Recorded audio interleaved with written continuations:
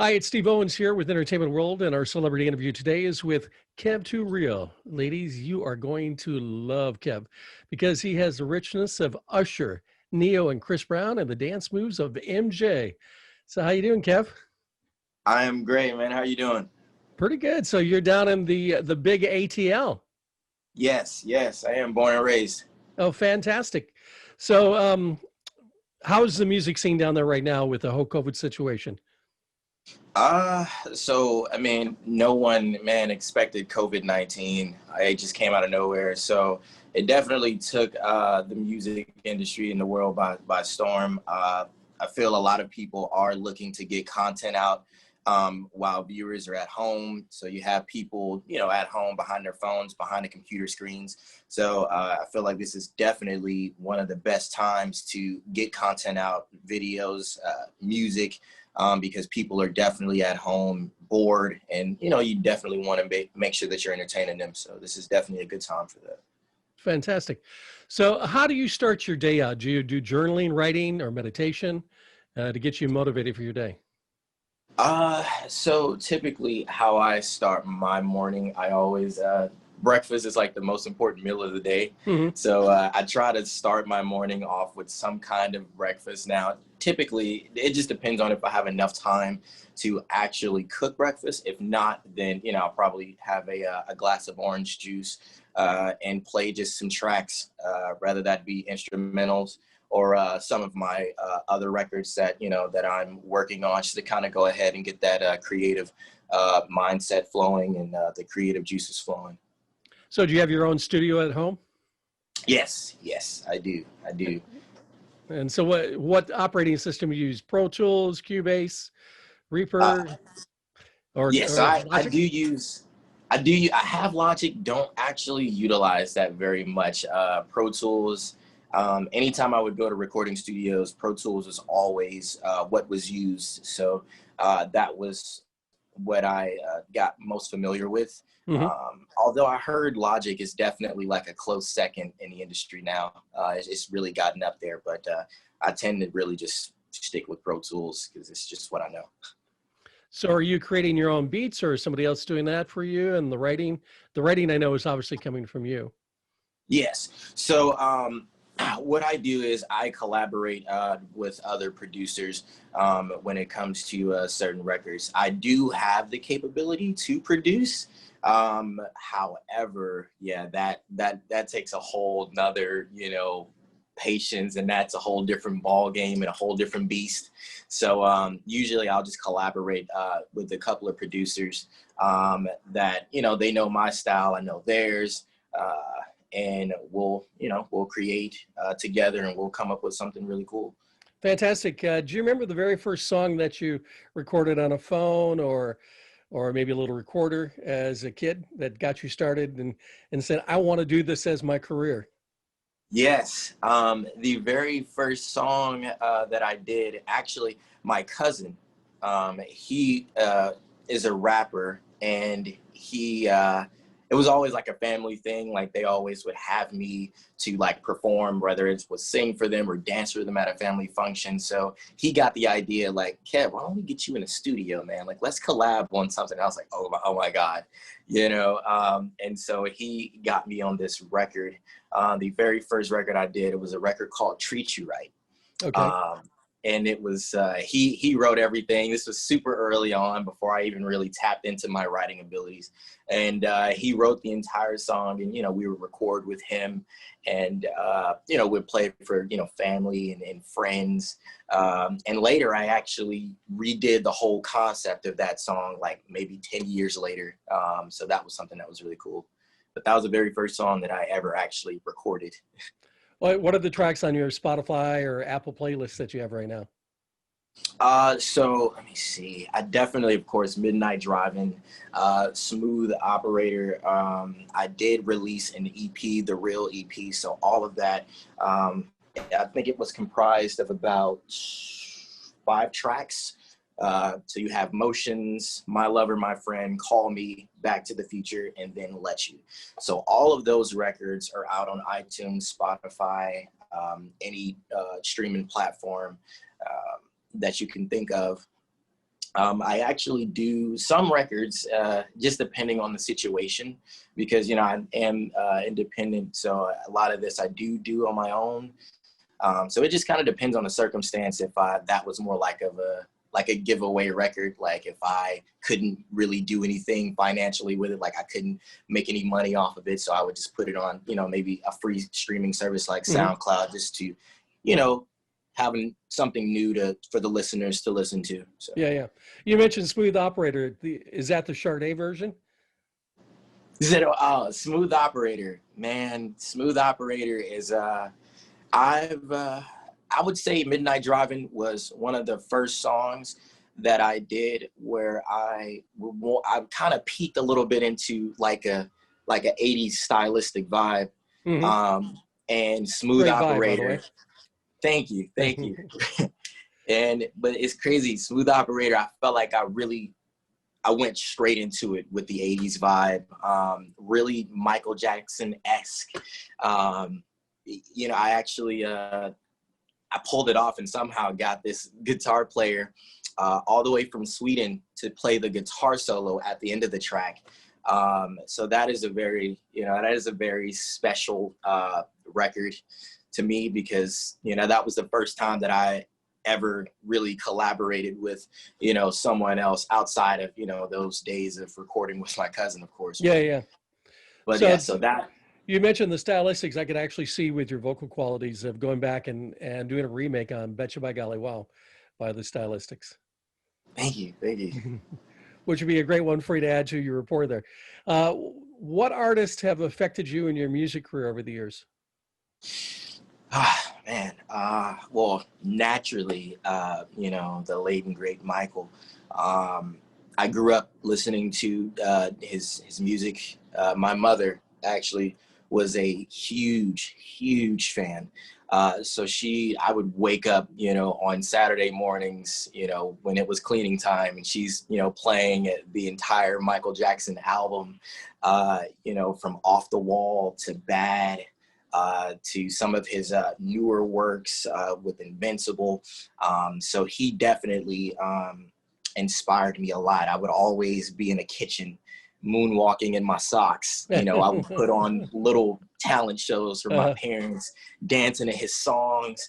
And so he definitely was one of the ones that really influenced me like the most.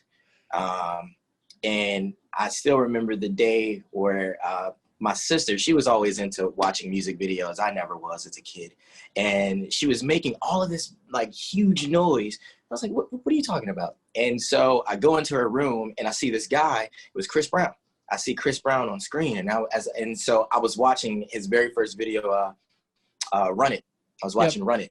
And so I was watching the video. I was just like, this guy is dope. Like, I was like, man, and so it was almost like that same, like feeling to where as I watched it, like instantly when the song or the video went off, like I just went in the kitchen and started dancing, like, cause it moved me in the same way. So I would definitely say, Michael, Chris, those are definitely like two of my top, like favorite artists. I love their works. I love, their energy and what they bring to a record, what they bring to the stage, as an entertainer, as a performer. I really don't think, it's very many people that can do what they do, musically and just entertainment and performance wise. Well, I actually got a platinum from Michael and delivered directly by Michael for Bad. So for helping break the record for him. So I'm definitely a big fan of his. What obstacles have you run into with your music career? Man. Well, I'll tell you one, really Atlanta is great. It's a great music scene. However, it's a bit of a struggle when you're like a singer. It's predominantly rap based. So I will say that, I ran into a lot of obstacles, just trying to get my music out there, trying to do shows and venues where I'm performing alongside 30, amazing and talented artists, but they're all rappers.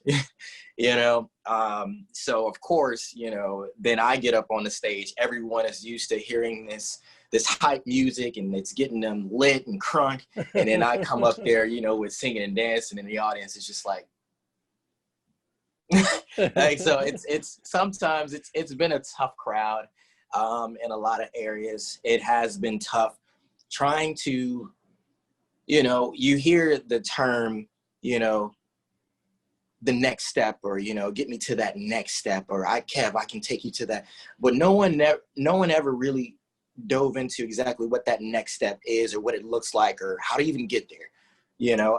So it's really been difficult overall, just trying to really get my music out there. I feel like the people that I'm able to reach, they love it. I get a lot of great reviews.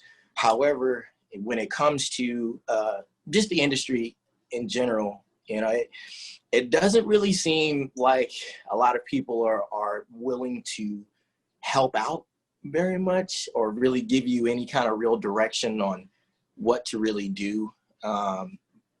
And that's just my personal experience of conversations that I've had with, you know, some heavy hitters in the industry, almost as if it's kind of like an exclusive club that no one wants to tell you exactly how to get into. But once you get in, they're like, hey, man, you made it. Exactly. And it's like, well, and honestly, most of them don't know how to get it, how they got in. So, right. All they know is I got a big bag of money here. I made it. Right. And now I have a water bottle, a water company endorsement. Exactly, man. Exactly. So your latest single, Midnight Driven. Tell us about the song and what the inspiration is behind it. So with the record, the whole song really, the whole meaning of the song actually lies in the song's pre-chorus. You know, can we run away to a place where no one knows us, somewhere distant, different, you know, leaving all of our problems in the wind. When I wrote that,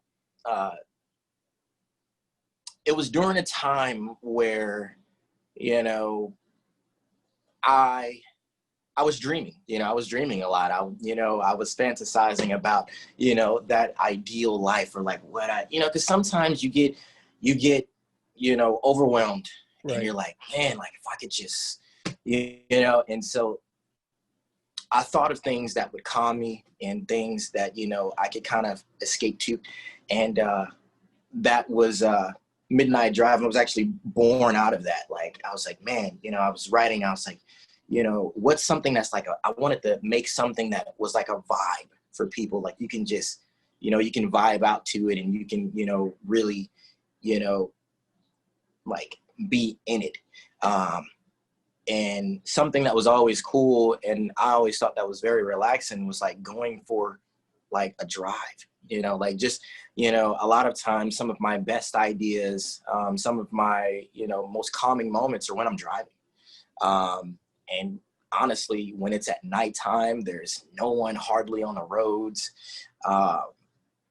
And I was like, man, no one is actually, so I looked it up. I was like, I wanted to see if anyone made a song about this. And, you know, I really didn't see anything. So I was like, you know what, I got to do this. You know, I want to make a song, you know, about, you know, just running away, escaping. You know, you got your lady, or your man, or your boo, whomever that is, to whomever is listening, you know.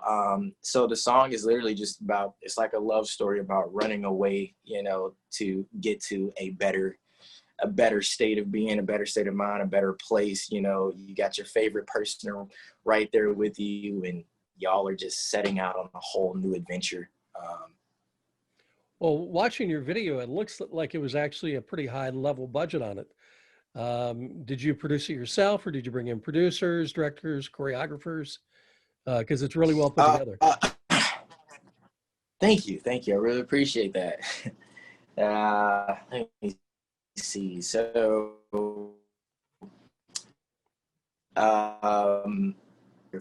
actually, two of my best and closest friends. So just being in Atlanta, you know, I have made, you know, some connections. And one of those is just the dancing world. So I have plenty of friends who are, backup dancers and choreographers. So that is like what they do. And they're so supportive and they love to help me out. So I booked a session at a dance studio, and, we collaborated on some movements and kind of mapped everything out. So that was really great. I did bring in someone that I had worked with a couple of years back to actually shoot the video. I had to rent out that warehouse because we used a warehouse 782. It's very popular here. A lot of people have done visuals here. So we definitely, it was a pretty decent budget. We wanted to make sure that we did something of quality because we knew it had been a while. Everyone who is a fan of me and who supports me, I felt like this wasn't necessarily for me. This was for them.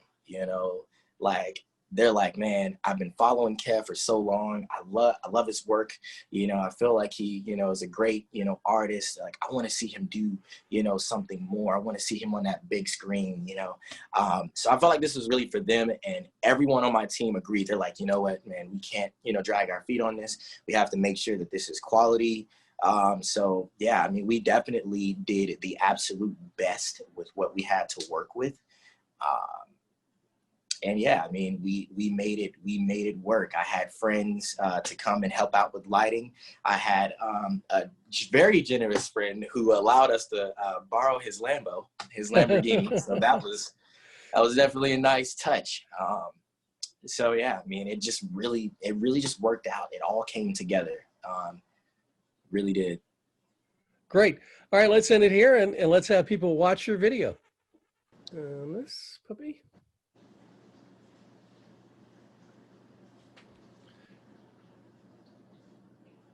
All right, so give me just 1 minute here.